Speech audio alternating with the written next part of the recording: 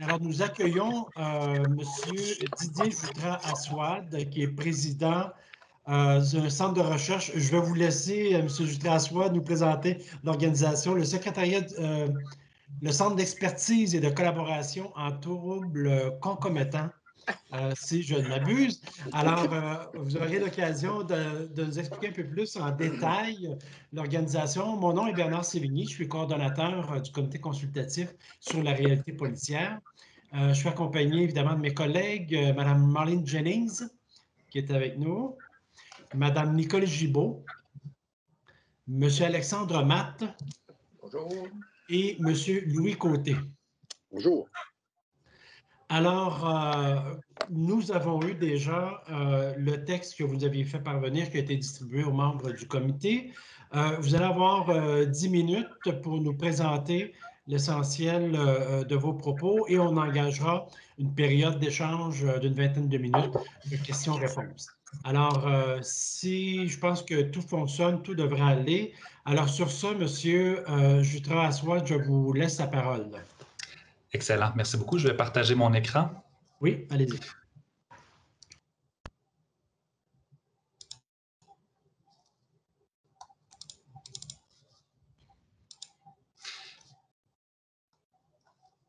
Voilà. Donc, on voit bien.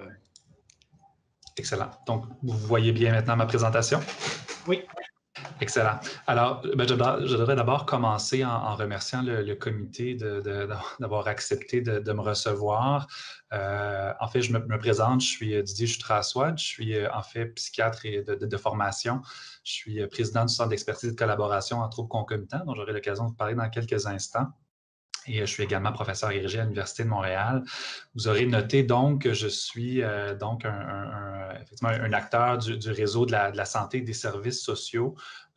Et puis donc, je réitère à quel point je suis content de pouvoir être parmi vous aujourd'hui. Ça peut sembler, évidemment, compte tenu du thème et du mandat du comité, bon, peut-être un peu surprenant d'avoir quelqu'un comme moi qui vient vous parler, mais comme vous allez le voir, je pense que le thème qui touche particulièrement le centre d'expertise et de collaboration en troubles concomitants, puis les personnes qu'on tente d'aider par ce centre d'expertise-là sont des gens qui sont fréquemment rencontrés par notamment les policiers, évidemment, sur le terrain de façon quasi quotidienne. Donc, je n'ai pas de conflit d'intérêt réel ou potentiel en lien ou non avec le contenu de la présentation d'aujourd'hui, mis à part, je vous dirais peut-être l'intérêt que j'ai, que je partage avec beaucoup de collègues partout dans le réseau, d'améliorer essentiellement le sort, la situation puis le bien-être de gens qui vivent avec dans des situations de vulnérabilité, puis notamment avec des problématiques de santé mentale et de toxicomanie. Et je me permets d'abord d'introduire en premier lieu la question ou le concept de troubles concomitants. En fait, où lorsqu'on parle de troubles concomitants, on parle essentiellement de gens qui vont vivre avec une problématique à la fois de toxicomanie et un problème de santé mentale. Et pourquoi on s'intéresse particulièrement à ces personnes qui ont les deux problématiques en même temps, c'est qu'essentiellement, lorsque ces deux types de difficultés-là vont se rencontrer chez la même personne, on voit vraiment les difficultés se décupler et faire en sorte que ces gens-là, comme je vais vous en parler dans quelques instants, peuvent souvent se retrouver dans des situations de grande vulnérabilité, notamment des situations où ils vont avoir des contacts avec le corps policier. Alors, ce qu'on sait, c'est que cette co-occurrence ou cette présence simultanée des deux types de problèmes, en fait, est extrêmement fréquent. On sait, par exemple, là, que parfois une majorité des gens qui ont une ou l'autre des problématiques vont avoir l'autre problématique. Donc, si vous allez, par exemple, dans les centres de traitement pour la dépendance, vous allez voir des gens qui ont tous une dépendance et une majorité de ces gens-là ont aussi une problématique de santé mentale. Et c'est la présence de ces deux problèmes-là chez une même personne, c'est pas bénin. En fait, on sait que ces gens-là vont souvent moins bien répondre au traitement. Non seulement ils sont en quelque sorte affectés par deux problèmes ou deux maladies, mais ces deux maladies-là vont moins bien évoluer, vont souvent se compliquer l'une l'autre et ça donne lieu, en fait, à des conséquences qui peuvent être assez catastrophiques avec, par exemple, un risque de suicide plus élevé, plus de difficultés à adhérer au traitement, une moins bonne réponse aux interventions. Et le résultat aussi ultime de tout ça, ça fait en sorte que ces gens-là ont beaucoup de mal à s'arrimer puis à avoir accès à des services appropriés pour eux. Puis je vous dirais, c'est classiquement le type de personnes qu'on va voir dans une dynamique qu'on appelle souvent la dynamique de porte tournante, où les gens vont cogner à toutes sortes de portes, vont aller à les urgences, vont parfois avoir des contacts, ou souvent avoir des contacts avec les services policiers, sans ou avec beaucoup de difficulté à être arrimés réellement avec des services qui pourraient aider à améliorer leur situation.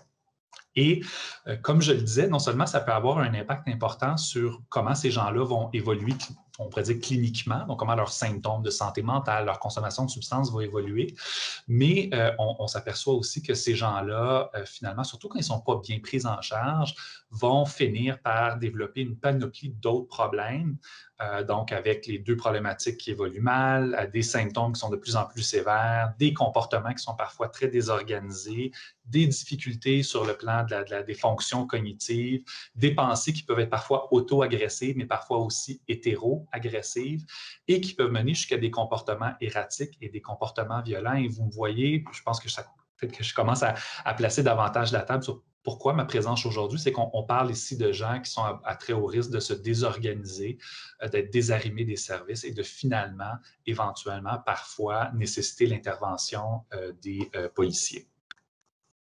Et je dirais, ça s'ajoute en fait à... On peut parler vraiment d'un drame pour plusieurs de ces personnes-là, d'avoir à vivre avec ces deux problématiques-là, mais souvent, ce qu'on s'aperçoit, puis les données de la recherche le montrent, c'est que ces gens-là, non seulement vont être affligés ou touchés par la problématique de santé mentale, mais aussi de consommation de substances ou de dépendance ou de toxicomanie, mais on voit chez ces gens-là une accumulation de facteurs de précarité, donc par exemple de pauvreté, de difficulté d'accès au logement, d'itinérance, aussi parfois de problèmes de santé physique qui va s'associer à ça, avec par exemple des taux assez élevés d'hépatite C, de VIH, des gens qui vont souvent être en situation, ils vont avoir difficilement accès au traitement, qui vont être dans une position d'exclusion, de stigmatisation, et qui fait en sorte finalement qu'on se retrouve avec des gens qui ont un fardeau extrêmement lourd, avec beaucoup de facteurs d'adversité, auxquels s'ajoute malheureusement, puis comme je l'ai répété à quelques reprises, à un moment donné, pour toutes sortes de raisons, être amené à être dans des situations où l'intervention des corps policiers est nécessaire, soit parce que ces gens-là présentent un danger pour eux-mêmes, parce qu'ils sont très désorganisés au niveau comportemental, ou parce qu'il peut même y avoir de l'hétéro-agressivité. Et je dirais que ce qui vient encore plus compliquer la chose, puis je vous inviterai à peut-être pas tenter de lire le micro-détail de la figure à droite, je vous la présente essentiellement pour vous dire à quel point le réseau de la santé des services sociaux actuellement, pour les gens qui souffrent de problèmes de troubles concomitants, le réseau est encore extrêmement complexe. Vous savez, j'ai été le co-auteur d'un rapport, puis j'ai mené des travaux avec des collègues il y a quelques années, justement sur la réponse, en fait, du réseau de la santé et des services sociaux dans la région montréalaise pour les gens qui souffrent de troubles concomitants. Et essentiellement, ce qu'on s'est aperçu, puis vous le voyez un peu dans la figure à droite, c'est que c'est réellement un grand labyrinthe, où en fait, je vous dirais à un tel point, même des gens qui sont experts en organisation des services, des cliniciens, ont du mal à se retrouver dans ce réseau-là, puis savoir à quelle porte cogner. Alors, vous pouvez vous imaginer un instant comment ça peut être complexe pour des patients qui souffrent de troubles concomitants, qui sont désorganisés, qui sont en situation de précarité, d'avoir accès à des services appropriés dans ce réseau-là et qui vient contribuer au fait que ces gens continuent d'être stigmatisés, qui n'ont pas accès à des soins qui sont appropriés pour elles. Et malheureusement, avec souvent des gens qui vont parfois cogner à une porte où on va leur dire que ce n'est pas la bonne porte. Le meilleur exemple de ça, c'est que des gens vont avoir accès à des services en dépendance, mais on va leur dire que pour leurs problèmes de santé mentale, il faut aller ailleurs ou que ce n'est pas le bon endroit. Et donc, qui fait en sorte, je dirais, le constat encore à ce jour, malheureusement, est que le réseau est encore mal adapté, en fait, pour répondre aux besoins de ces gens-là qui, avec des services, pourraient voir leur situation stabilisée, mais qui, malheureusement, souvent, n'ont pas accès à ces services-là, avec le résultat final que ces gens-là ne vont pas bien et ces gens-là, finalement, se retrouvent dans des situations où l'intervention des services policiers peut être nécessaire. Une des bonnes nouvelles, en fait, c'est que autant dans les réseaux puis au niveau ministériel, sur le plan de la dépendance que de la santé mentale, on a identifié la problématique des troubles concomitants dans les derniers plans d'action, d'ailleurs des plans d'action interministériels qui touchent d'ailleurs les forces de l'ordre du ministère de la Justice, où on a souligné à quel point, en fait, la problématique des troubles concomitants est une problématique importante et pour laquelle il faut arriver à mieux faire à tous les niveaux, dans le réseau, évidemment, de la santé et des services sociaux, mais aussi avec les partenaires d'autres types de réseaux pour arriver à faire en sorte que finalement, on répond mieux à la demande de ces gens qui souffrent de troubles concomitants et qui, donc, comme je le disais, vont souvent se retrouver dans des situations de grande vulnérabilité qui peuvent parfois nécessiter la présence ou l'intervention des services policiers. Et je vous dirais, l'autre bonne nouvelle, c'est qu'on a quand même certains ingrédients de la recette qui peuvent fonctionner pour justement aider à faire en sorte que ces gens-là vont aller mieux. Essentiellement, cette recette-là, ce que ça nous dit, c'est qu'on doit avoir un réseau de la santé où il y a différents niveaux d'expertise, des services de première ligne, de proximité. Idéalement aussi un réseau, un ensemble de services communautaires qui peut être un excellent filet de sécurité ou un vecteur d'arrimage pour les gens pour qu'ils aient accès à des services appropriés. Puis on doit aussi, dans toute la cascade, je dirais, de services, s'assurer qu'au niveau du réseau de la santé et des services sociaux, qu'on a aussi des programmes plus spécialisés où on va être capable donc d'offrir des traitements appropriés pour ces gens-là, surtout quand ils présentent des situations cliniques ou des symptômes qui sont très lourds ou très complexes. Évidemment qu'à travers, dans ce modèle-là, tous les acteurs doivent être mobilisés pour faire en sorte que chaque fois que quelqu'un cogne à une porte ou fait signe de vie, en fait, qu'il y a un trouble concomitant puis qui n'est pas arrimé avec des services, qu'on utilise cette opportunité-là pour arrimer la personne avec des services appropriés. Et évidemment qu'on je ne peux pas passer sous silence la possibilité ou l'opportunité, en fait, que présente le contact avec un service policier pour cette personne-là de détecter qu'on a évidemment une personne qui est en situation de vulnérabilité et tenter d'utiliser ce contact-là pour faire en sorte que cette personne-là va être arrimée avec des services de santé ou des services sociaux qui sont appropriés. J'aurais tendance à vous dire que si on voulait à terme, à mon avis, d'où ma présence aujourd'hui, je pense qu'un objectif certainement qu'on peut vouloir avoir, c'est de diminuer le nombre de personnes qui ont un trouble concomitant qui vont éventuellement dans une situation de tellement grande précarité qu'ils vont avoir besoin de l'intervention des services policiers. Alors, à mon avis, la première des choses qu'il faut faire, puis je vais vous parler peut-être de quelques pistes de solutions, mais certainement, la première des choses qu'il faut faire, c'est qu'il faut diminuer le nombre de gens qui ont des troubles concomitants, qui ont des contacts avec les services policiers. Évidemment, pas parce qu'on n'aime pas les constables et ces gens-là et les forces de l'ordre, mais davantage parce qu'on veut éviter ce type de situation qui, malheureusement, parfois peuvent mal finir.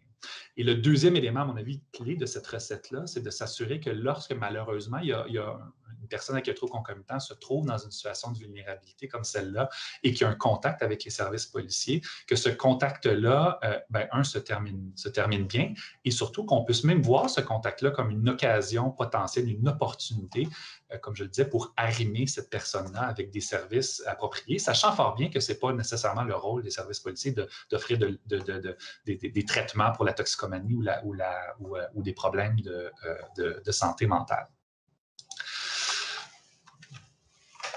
Et finalement, je me permets peut-être rapidement de résumer un peu les ingrédients de la recette qui pourraient certainement être facilitantes. D'abord, pour diminuer en fait le nombre de ces patients ou de ces personnes avec des troubles concomitants qui vont éventuellement avoir un contact avec les forces de l'ordre dans un état de grande désorganisation.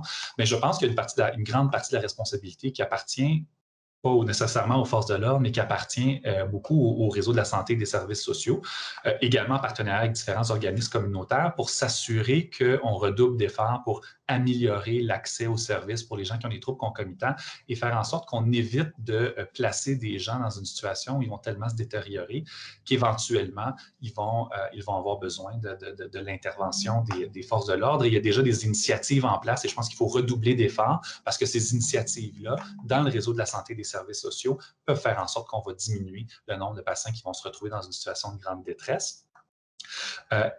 Pour ce qui est, je dirais, de l'interaction avec les corps policiers, évidemment, et puis j'en suis bien conscient, il y a déjà dans la formation des corps policiers, surtout, je pense, avant l'entrée en pratique, un certain nombre de formations pour les futurs policiers, en fait, sur le plan de la santé mentale et de la toxicomanie. Une des choses qu'on sait bien, en fait, autant dans le champ de la toxicomanie et de la santé mentale que des pratiques pour ces problématiques-là, c'est que, les connaissances évoluent beaucoup, les façons de faire évoluent beaucoup, puis c'est souvent pour le mieux.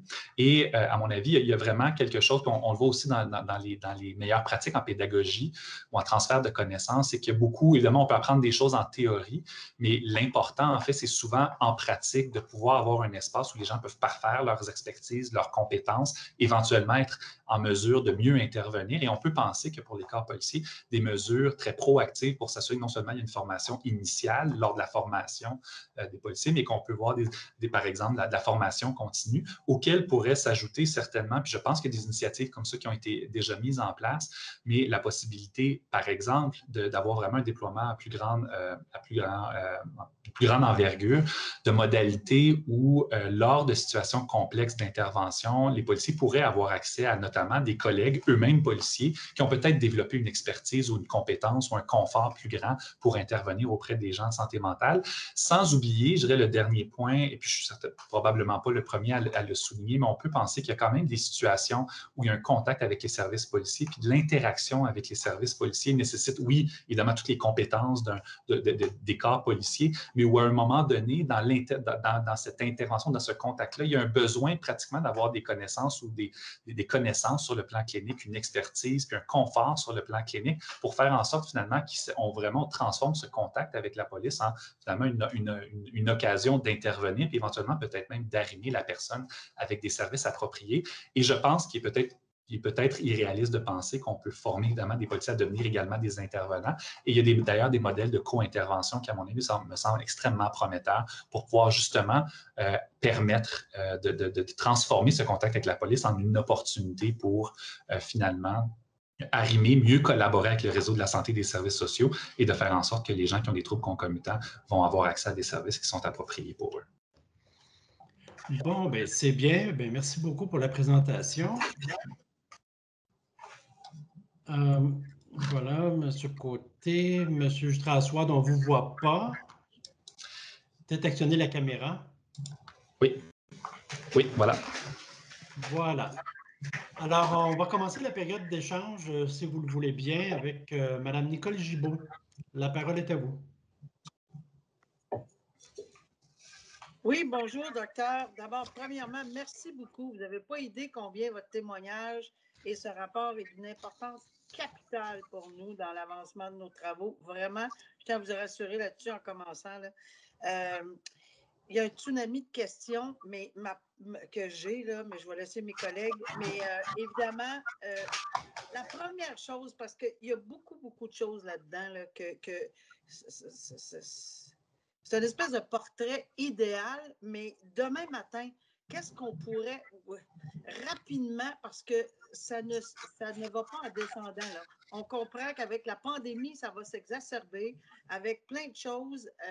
Et lorsqu'on est rendu, les policiers amènent les gens à l'hôpital et ils sont en concomitant là, avec ceci, là, ben, ils ne les prennent pas. Ils les envoient dégriser, excusez l'expression. Là.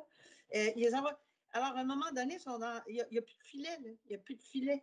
Alors, comment, et la loi sur l'accès à l'information, si, ça déboule. Une suggestion, là, plus rapide, plus efficace, peut-être, évidemment, tout ça, ce serait idéal. Alors, si vous me permettez, une des choses certainement, moi, qui me vient en tête comme une première action, c'est qu'il y a beaucoup d'initiatives, pour en entendre de mes collègues un peu partout au Québec, d'initiatives de collaboration ponctuelle entre les corps policiers puis des services, par exemple les services en santé mentale ou en toxicomanie, où les gens ad hoc vont s'asseoir ensemble puis discuter de c'est quoi les enjeux. Moi, ce que j'aurais tendance à vous dire, le constat qu'on fait, là, c'est qu'il y a vraiment beaucoup d'incompréhension de part et d'autre du travail de l'autre. Donc, je pense qu'au niveau du réseau de la santé et des services sociaux, les gens comprennent très peu les détails ou les paramètres du travail des corps policiers.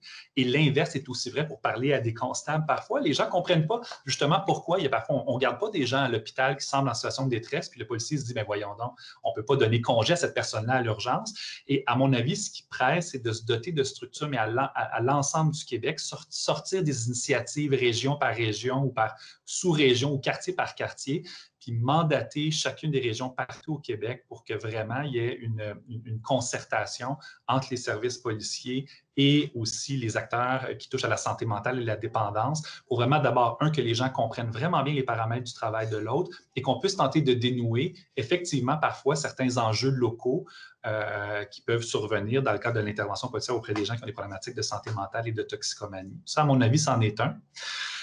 Un des deuxièmes enjeux, à mon avis, quelque chose qui pourrait être fait assez rapidement, vous savez, lorsqu'il y a eu des... Malheureusement, on ne souhaite pas qu'il y ait des dérapages, on ne souhaite pas qu'il y ait des situations, des contacts comme ça avec des gens en grande vulnérabilité qui ne se passent pas bien, mais malheureusement, parfois, ça arrive. Et une des choses qui est claire pour moi dans les dernières années, c'est que l'enjeu, l'interaction entre la santé mentale et la toxicomanie est souvent passée sur le radar. Quand vous regardez en fait, les cas malheureusement de situations où des patients ou des personnes sont décédées dans le contexte d'une intervention policière, des cas qui ont été largement médiatisés. On a souvent mis la problématique de la santé mentale d'abord, parfois la toxicomanie. Quand on regarde la liste, puis j'ai fait d'ailleurs l'exercice, vous avez plusieurs, pour pas dire presque la majorité de ces cas-là ou de ces situations-là, où il y avait les deux problématiques ensemble. Et une des raisons pour lesquelles on peut penser que ces gens-là se sont retrouvés dans cette situation-là, c'est qu'il n'y avait pas des services appropriés. Donc, je pense qu'il y a tout un effort pour bien marquer, identifier ces situations-là qui ont mené à des situations dramatiques pour s'assurer qu'après ça, on a les leviers possibles pour ajouter des choses sur le terrain. Merci beaucoup. Monsieur Côté, c'est à vous. Merci beaucoup de votre présentation. Pour ça, c'est le fun d'entendre pour ça. Écoutez, le mot que j'ai le plus retenu dans votre présentation, c'est holistique. Parce que, vous savez, la médecine, aujourd'hui, est surspécialisée. Tu te présentes, tu accompagnes ton père à l'hôpital, puis il pose un examen pour les reins, il en porte pour le cœur, les poumons, les intestins, mais c'est 4 spécialistes, mais il n'y en a pas un qui te dit comment va ton père. Il va te dire comment va le cœur, comme l'autre. Bon. À un moment donné, l'holistique, c'est surtout pas ça. Et ces dernières années aussi, il y a eu beaucoup d'une stratégie de médico-centralisation au niveau des soins. Et la première ligne en a souffert. Les gens disent que oui, les gens disent que non, mais en tout cas, ceux de la première ligne disent qu'ils en souffrent. Et en plus de ça, on en rajoute une couche. Dans tout ce système-là, vous le savez vous-même, la psychiatrie ne semble pas être la priorité numéro 1. Bon. Fait que là, moi, puis les policiers au Québec, si on demande à un policier. Oh, votre son, ce côté réactivé.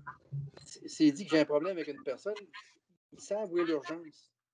Les seuls endroits qui fonctionnent bien présentement, puis c'est des projets très intéressants à observer pour nous, c'est les endroits où la première ligne est impliquée directement avec les policiers.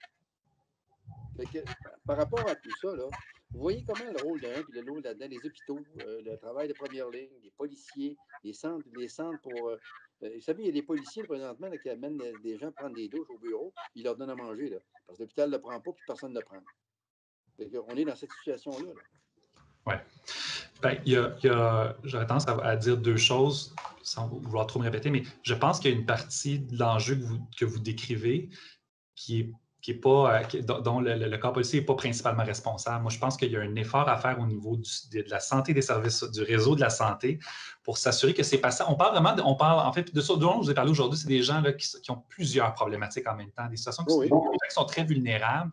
Et tant que le réseau de la santé et des services sociaux ne va pas arriver à mieux faire avec ces gens-là vont continuer de se retrouver dans la rue, vont continuer de se retrouver dans des situations où ils ont besoin de l'intervention des services policiers. Alors, il y a vraiment un effort à accélérer au niveau de la santé mentale, de la toxicomanie, de l'intégration de ces deux problématiques-là pour diminuer, je dirais, l'input ou le nombre de gens qui vont se retrouver en situation de grandes désorganisations comme ça. L'autre élément aussi, c'est que c'est un peu en lien avec ma dernière réponse, les gens doivent se parler. Parce que je pense qu'il y a vraiment beaucoup d'incompréhension entre le travail policier, entre le travail des gens dans la santé et les services sociaux. Puis ça, j'en suis convaincu aussi. Quand les gens autour d'une même table s'assoient, sont capables de discuter, puis qu'ils comprennent bien c'est quoi les limites du travail de l'autre, les paramètres du travail de l'autre, les gens sont capables d'inventer, puis de créer, puis d'arriver avec des solutions, notamment au niveau de situations problématiques particulières. On peut penser, par exemple, à quelqu'un, ça fait 30 fois que la police intervient dans les 2 derniers mois. L'urgence, ça fait 15 fois qu'il le voit. Si on avait des modalités bien établies pour que les corps policiers il puisse y avoir des discussions, puis faire en sorte qu'on dénoue ce genre de situation-là, je pense que ça serait incroyablement utile. Gardez votre cellulaire ouvert. Madame Jennings. Merci beaucoup. Et comme je fais écho de ma collègue, Mme Gibault, votre présence aujourd'hui est très importante. Dans votre présentation, vous avez parlé d'un manque de financement de certains services. Lesquels? Première question. Deuxième question va porter sur le partage des renseignements personnels, mais je vous laisse répondre à la première. Oui. Bien, alors, pour le sous-financement des services, j'aurais tendance à vous dire, Il y a des choses, je ne veux pas être trop négatif, je pense qu'il y a des signes encourageants. Vous avez entendu, comme moi d'ailleurs peut-être récemment, il y a des investissements majeurs du ministère au niveau des services en santé mentale. Je pense que c'est des bonnes nouvelles. La moins bonne nouvelle, c'est que la santé mentale et la toxicomanie partent avec tellement de pas en retard. C'est bien établi quand on regarde, vous savez, il y a des données qui existent là, sur le fardeau de certains problèmes de santé, puis le financement qui est associé, puis partout dans les pays occidentaux, et notamment au Canada, les problèmes de santé mentale et de toxicomanie, le financement n'est pas proportionnel au fardeau par présent pour la société. Donc, on a vraiment beaucoup de rattrapage à faire, des choses intéressantes qui se passent, mais certainement pas suffisantes. Puis je dirais, j'aurais envie de vous dire, c'est un peu across the board, donc vraiment à tous les niveaux, que ce soit dans les services plus spécialisés, mais les services moins spécialisés, puis la première ligne aussi. OK. Merci beaucoup. Et la deuxième question, c'est qu'on entend souvent qu'un des problématiques lorsque, que ce soit, c'est surtout la police, mais également des organismes qui travaillent sur le terrain avec des personnes atteintes de troubles de santé mentale et de toxicomanie en même temps, mais l'un ou l'autre également, c'est le partage de renseignements personnels. Et ce que je trouve curieux, c'est que lorsqu'une personne était victime d'un accident d'automobile, d'un accident quelconque ou d'une maladie, et la personne habite avec sa famille, les médecins, le personnel médical n'a aucun problème, dans la majorité des cas, de partager des renseignements personnels sur le dossier de cette personne. Mais dès qu'on arrive avec un problème de santé mentale, là, les barrières se lèvent. Et souvent, on ne voit pas la famille, les membres de la famille, les proches comme étant des acteurs importants et même cruciaux des fois dans le guérissement et le traitement avec succès. Alors, vous, est-ce que vous avez des suggestions, des idées de comment changer cette situation, cette réalité? Oui. En fait, ce que je peux vous répondre, c'est de un, je crois profondément, puis moi, comme clinicien, mais comme chercheur aussi, je crois profondément dans le rôle des proches, de la famille, dans l'aide qu'on peut fournir à quelqu'un qui est en situation de grande précarité. Ça, je n'ai pas de doute là-dessus. Là où je pense que ce qui complique la question que vous me posez, puis la solution, c'est qu'on est pris avec deux choses. Hein. On est vraiment pris avec, d'une part, le droit de la personne à la confidentialité, puis à ne pas divulguer des informations sans qu'on obtienne son consentement. Et d'autre part, le droit à la personne d'avoir accès à des soins appropriés, puis des interventions appropriées qui parfois vont nécessiter l'intervention ou l'implication des proches. On n'est pas dans une situation qui est facile à dénouer. À mon avis, je n'ai pas la finalité ou la solution finale, mais par contre, pour ce qui est de dénouer ça, à mon avis, puis il y a des processus en cours pour ça, la seule façon dont on va arriver à dénouer ça, c'est d'avoir les gens ou des représentants des parties concernées autour de la même table, famille, des représentants des gens qui ont une expérience vécue avec des problématiques de santé mentale et de toxicomanie, des gens du réseau de la santé, des organismes communautaires, et évidemment avec des gens qui ont une expertise en éthique, etc. Puis qu'on arrive à voir, en fait, que tout le monde comprenne c'est quoi les paramètres, qu'on s'entende sur ces paramètres-là, puis qu'on voit comment on peut flexibiliser le plus possible le partage d'informations, mais en respectant les enjeux éthiques que j'ai mentionnés tout à l'heure. Mais je pense qu'il y a de la place certainement pour des ajustements, mais la seule façon de le faire, c'est d'avoir toutes les parties prenantes autour de la même table et de pouvoir dénouer les enjeux. Mais croyez-vous qu'il devrait avoir peut-être une exception qui est permise, même si la personne refuse de donner son consentement du partage de ses renseignements personnels, dans les cas où le traitement approprié nécessite l'intervention et l'implication des membres de la famille pour avoir un succès?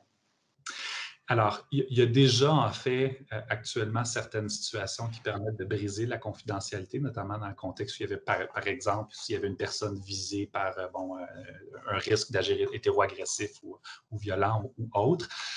À mon avis, il n'y a pas une réponse à votre question. Je pense qu'il y a du cas par cas. Et là, je pense que l'effort dont je parlais tout à l'heure qu'on pourrait faire, c'est de déterminer ensemble, collectivement, avec les personnes concernées, quelles sont les situations où ça peut être approprié de briser cette règle-là, puis selon quels paramètres. Et là, il y a peut-être un peu de flexibilité à avoir et des pas qu'on pourrait faire en avant, mais c'est certainement pas paramétrique. Il faut y aller vraiment au cas par cas, puis d'identifier réellement c'est quoi les situations précises où ce que vous proposez peut être possible. Ça va, Monsieur Matt, c'est à vous. Oui, merci. On a entendu parmi les recommandations qu'on a reçues que les interventions auprès de la santé mentale devraient être faites par du personnel autre que policier. Vous voyez ça d'un bon côté? Est-ce qu'il y a des possibilités de ce côté-là qu'on dégage la police de ces situations-là qui seraient peut-être moins explosives si ce ne seraient pas des gens en uniforme qui interviendraient? Bien, écoutez, je vais vous donner ma perspective clinique avec évidemment la grande limite ici que je n'ai pas d'expertise dans l'intervention policière. Alors, c'est vraiment avec beaucoup d'humilité que je vais vous dire ce que je vais vous dire à l'instant. Mais j'ai l'impression que, comme dans bien des choses, quand il est question d'intervention, il faut qu'il y ait un gradient puis un continuum d'intervention. Il y a probablement un certain type d'intervention où un policier seul, comme ils le font très, très couramment actuellement, sont capables d'intervenir auprès d'une personne en situation de détresse avec de la toxicomanie ou de la santé mentale sans nécessairement avoir une expertise ultra spécifique ou l'aide d'un professionnel de la santé. Il y a probablement des interventions où ce même policier-là a besoin d'un collègue policier qui, lui, a peut-être une expertise plus spécifique pour l'intervention policière auprès de ces gens-là. On peut penser qu'il y a aussi des situations où là, vraiment, on est davantage dans l'intervention clinique, où là, effectivement, il y a probablement un intervenant, un professionnel de la santé, des services sociaux, qui devrait être le principal répondant ou la principale personne qui va intervenir auprès de la personne en détresse. Donc, je pense que si on est capable de développer ce continuum d'intervention-là, on va être beaucoup plus à même d'adapter, en fait, la réponse dans le contact entre les services policiers et la personne en détresse de façon appropriée. Surtout, d'ailleurs, si on a ce type d'intervention-là accessible au plus de Québécois possible, parce que l'enjeu des disparités interrégionales, à mon avis, est un grand problème, là, notamment dans l'intervention auprès de ces populations-là. Merci. Ça va. Monsieur Jutras-Roy, deux petites questions. Est-ce que le réseau, bon, vous avez dit qu'il y avait du rattrapage, on investit, est-ce que le réseau a la capacité de prendre en charge les gens qui montrent ces problématiques-là et qui sont dans la rue? Alors, je vous dirais deux choses. Il y a, en termes de capacité, bon, je pense que le sous-financement chronique des réseaux, tant au niveau de la santé mentale, de la toxicomanie, fait en sorte qu'on a encore du rattrapage à faire, puis qu'actuellement, le réseau, dans l'état actuel, aurait du mal partout au Québec à répondre à la demande. Première des choses.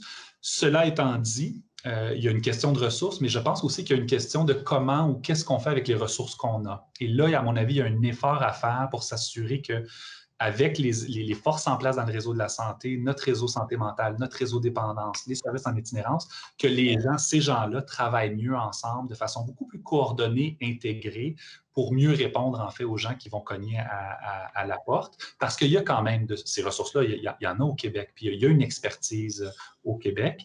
Il y a un effort actuellement autour des PIDR, c'est le mandat du Centre d'expertise et de collaboration entre concomitants, de faciliter l'intégration des acteurs dont je viens de parler ensemble pour qu'ils travaillent mieux ensemble. Donc, on s'est doté, je pense, d'un bon véhicule pour améliorer les choses, mais le travail fait que commencer là. Et je comprends votre message, il faut se parler.